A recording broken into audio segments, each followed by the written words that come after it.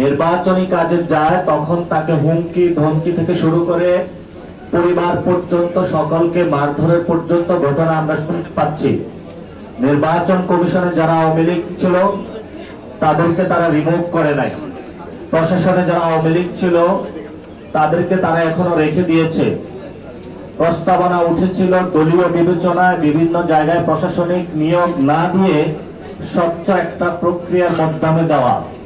আমাদের প্রশাসনের যিনি এখন হেড, এই কার্যক্রমটা ইউনূস স্যার হাতে নিয়েছেন। ফলত এই ইলেকশনে যদি কোন ত্রুটি হয়, যারা রিটার্নিং অফিসার থেকে ডিভিশনাল যারা ডিসিএসপি রয়েছেন তারা কাজ করবেন, এই জবাবদিহিতার আওতায় কিন্তু ডক্টর ইউনূসকে আমরা আনতে বাধ্য হব।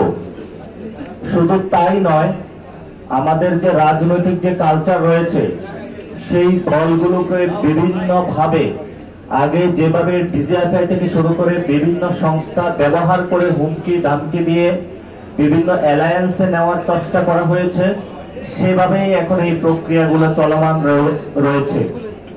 আমরা এখানে সুস্পষ্টভাবে বলতে চাই যে আমাদের